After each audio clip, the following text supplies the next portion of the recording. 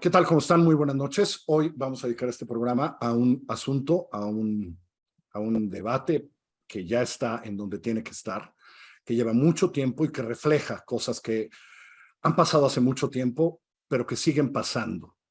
Entonces, vamos a tratar de explicar esto que debería estar en todos los medios de comunicación, creo. Eh, Alejandra Zapata me propuso esto hace unos días, gracias, Ale.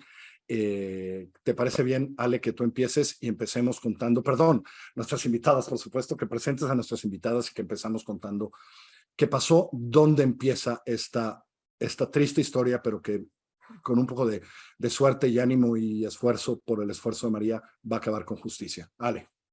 Absolutamente. Y muchas gracias a ambas por acompañarnos hoy, a Roxana Altholz, codirectora de la Clínica Legal Internacional de Derechos Humanos de UC Berkeley y abogada en el caso de Anastasio Hernández Rojas.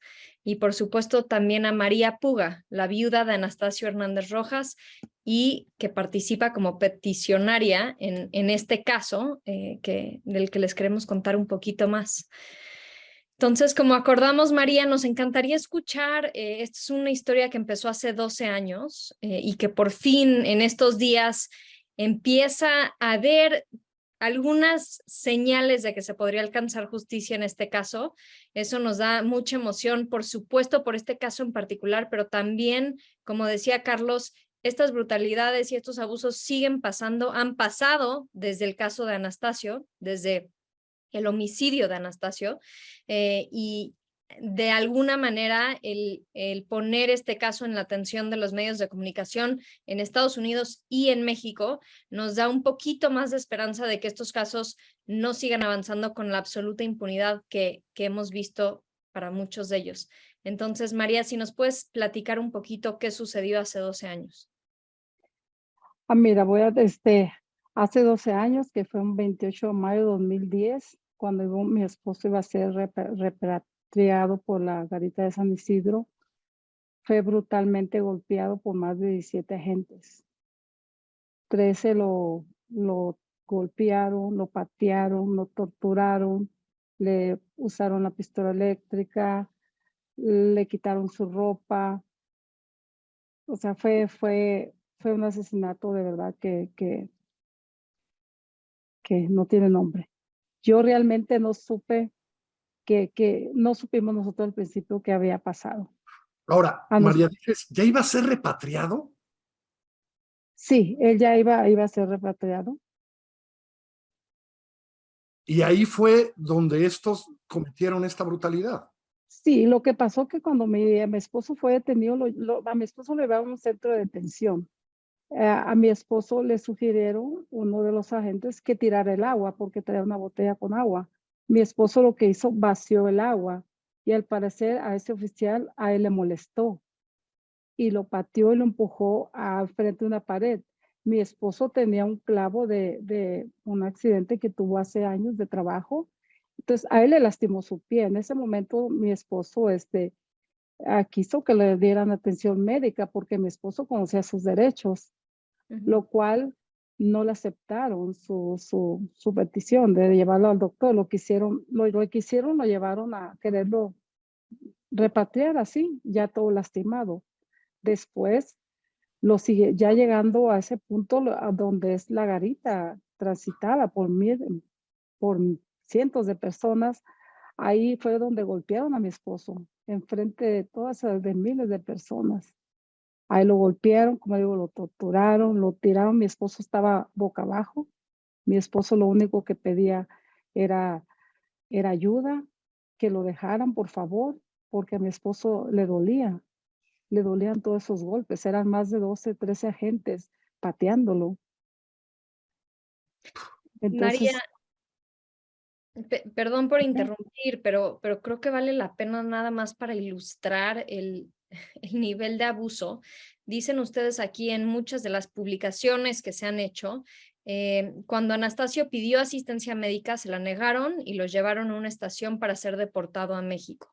Ahí, frente a varios testigos, los oficiales lo golpearon brutalmente, le quitaron los pantalones, le dispararon con una pistola eléctrica mientras yacía en el suelo esposado boca abajo hasta que dejó de respirar.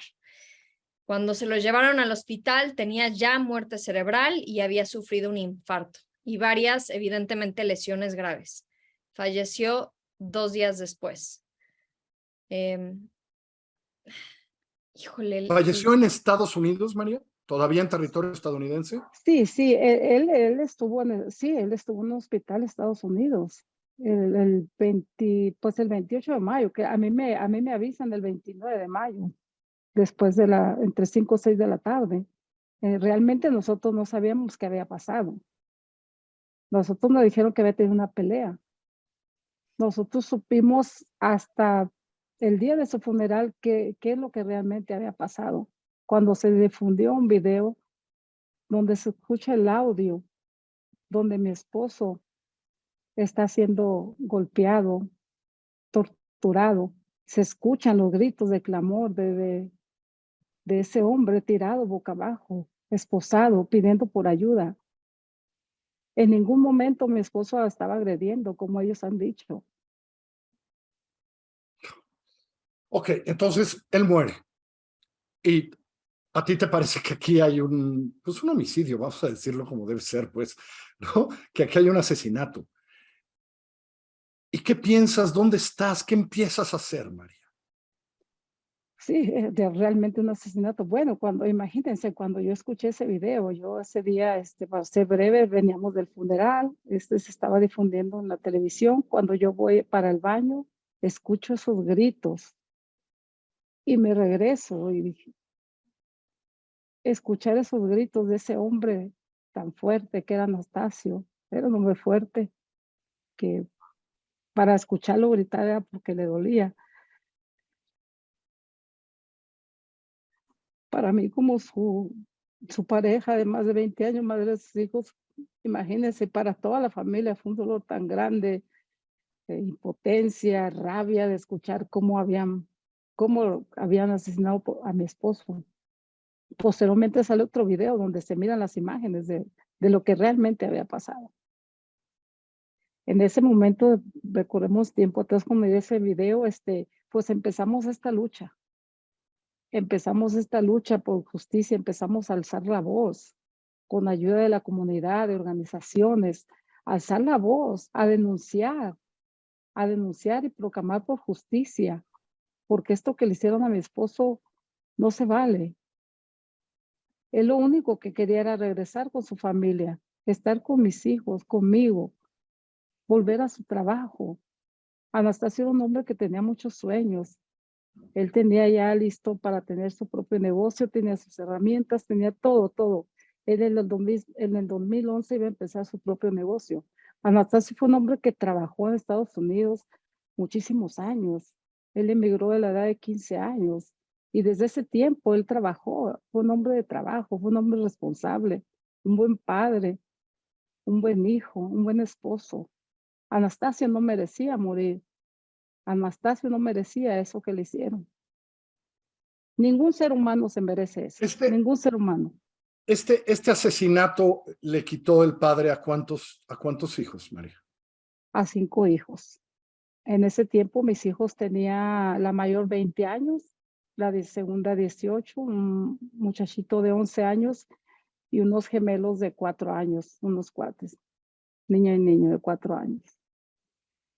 Y entonces dices, empecé en la comunidad, porque tampoco imagino que haya mucha gente que se quiera meter en ese lío contra el gobierno estadounidense y sus agentes, ¿no? No debe haber sido fácil al principio, y vamos a llegar a todo lo que has hecho, pero al principio no debe haber, ¿dónde grito? ¿Dónde me enojo? ¿A quién denuncio? ¿No?